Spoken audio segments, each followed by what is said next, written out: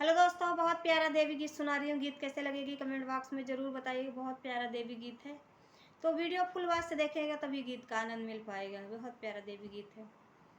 काई के सिंगार हो मंदिरवा में मैया बैठी, काई के सिंगार हो मंदिरवा में मैया बैठी, काई के सिंगार हो मंदिरवा में मैया बैठी। माथे मैया जी के, माथे मैया जी के बेंदी भी सोहे, बेंदी के हीरे तीरे, बेंदी के हीरे तीरे, लारिया हजार हो मंदिरवा में मैया बैठी, काई के सिंगार हो मंदिरवा में मैया बैठी, काई के सिंगार हो मंदिरवा में मैया बैठी। गाले मैया जी के, गाले मैया जी के हारो भी सोहे, हारो के हीरे तीरे, हारो के हीरे तीरे, लारिया हजार हो मंदिरवा में मैया बैठी, काई के सिंगार हो मंदिरवा में मैया बैठी।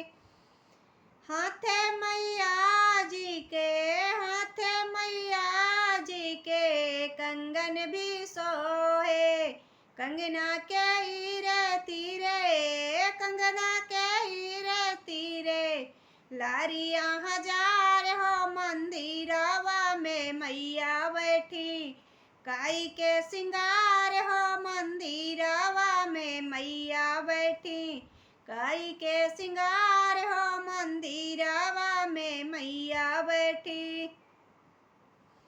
अंगे मैया जी के, अंगे मैया जी के लहंगा भी सोहे, चुनरी के हीरे तीरे, चुनरी के हीरे तीरे, लारिया हजार हो मंदिरवा में मैया बैठी, काई के सिंगार हो मंदिरवा में मैया बैठी, काई के सिंगार हो मंदिरवा में मैया बैठी। पैरे मैया जी के, पैरे मैया जी के पायल भी सोहे, पायल के हीरे तीरे, पायल के हीरे तीरे, लारिया हजार हो मंदिरवा में मैया बैठी, काई के सिंगार हो मंदिरवा में मैया बैठी, काई के सिंगार हो मंदिरवा में मैया